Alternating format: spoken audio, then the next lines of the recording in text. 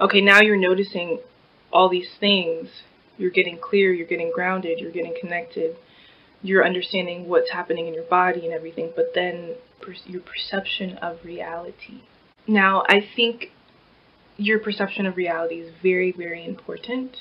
It really allows you to get in tune with where you are at in your world.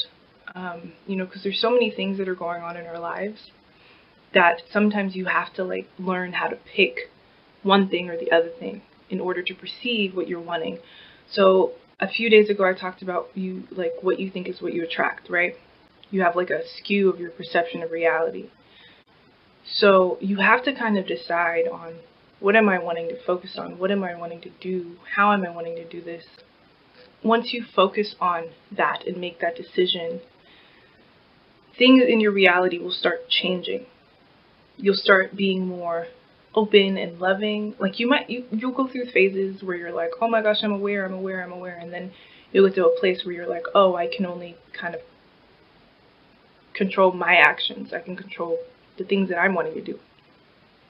And so your perception of reality as a whole is really important, and it'll help guide you to where you need to go. And if you don't have a strong perception of reality, of what you're wanting, or what God's wanting you to do, or what you're being called to do in your life, then what happens is it's going to be really, really, really, really, really challenging to make decisions out of faith. It's going to be very, very challenging. And with that, with your perception of reality too, you'll be able to really lead and achieve in the way that you're needing to in your communities. I've also learned that you either choose one or the other. You either choose the calling or you choose plan B. And, people be saying well, the path that I took was great because I learned lessons. And I'm like, yeah, no, me too. I've lived a little bit. But I also know that with doing all that, this was still the thing. These things were still the things. And Nakira the Artist and Nilotic Sanctuary, even though I didn't know it was Nilotic Sanctuary at the time. But it's not even about the names or whatever. It's just the stuff. It's just the energy. It's just the me that I am. The realm of being uncomfortable, being afraid, and doing it anyway. I think this is one of the big things that stops people from living in tune with their calling. They're afraid of something. What? I don't know. They're afraid of what people think. They're afraid of just not doing things right in a perfect way. They're afraid of showing up. They're afraid of seeing themselves. There's so many fears. For me, I've had a lot of fears too when it comes to this stuff. Fear of, succeeding, fear of failing, fear of not doing things perfectly, fear of constantly putting myself out there and not knowing what's going to happen. I've also learned that you either choose one or the other. You either choose the calling or you choose plan B. And there's still levels of super uncomfortable, being super uncomfortable. But you have to be okay with the discomfort in your life. You have to, because you're going to be uncomfortable. Whether you choose your calling, you choose this route, or you choose the other route. It's just going to happen. So you might as well take the plunge and do it. You don't have to do it. You don't have to lead and achieve all the way in with what you're wanting. You can inch towards it. You could be doing what you're doing and then slowly just start introducing it into your life. For me, for example, I would say with Nilotic Sanctuary, I've been diving in with this entrepreneurship space, with this online space. I've just been creating and doing stuff for a long time, 2015, long time, right?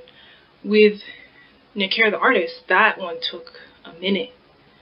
Literally, I've known about that one my whole life, and I literally am now just putting my voice out. But I was doing a lot of things in the background that was slowly leading me towards this calling, and one of the things that I feel like I'm called to do on the planet, which is create art and sing. But I'm saying for you, do it and be afraid.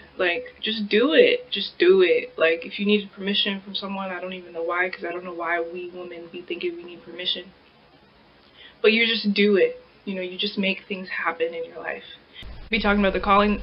The calling's usually knocking on your door, and your internal door, every single day. we're going to be talking about the fact that the calling is usually knocking on your door, your internal door, all the time, every day. This, we tend to numb it out. We tend to block it out, especially if we're not anywhere close to it, or we don't believe we're anywhere close to it, because most of the time we're closer than we think.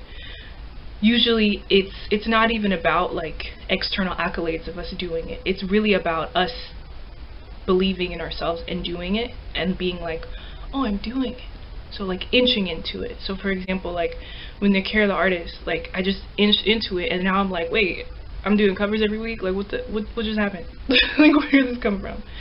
And then with Nilotic Sanctuary and with this space, this has been something I've been doing in the back burner, back behind the scenes since I was 13. So this is not new to me, but it is new to you to see me in this way, right?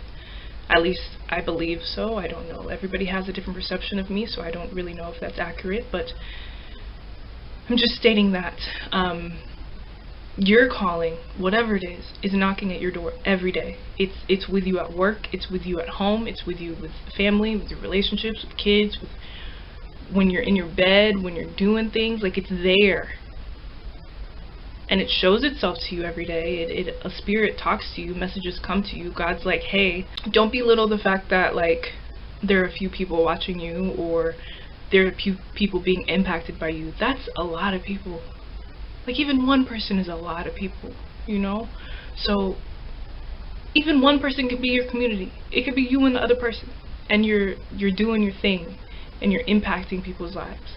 Like just don't let numbers stop you from living in your calling, because you have no idea what's gonna happen. No idea. Like I still don't know at this moment. I'm just at a point, I have clarity with what I'm doing, but I'm still like, oh my gosh, like I feel like a different human than I did a few years ago. And I would just say, just keep going and really just take the steps and listen to the knocking. Listen to the divine God spirit knocking, and take that plunge.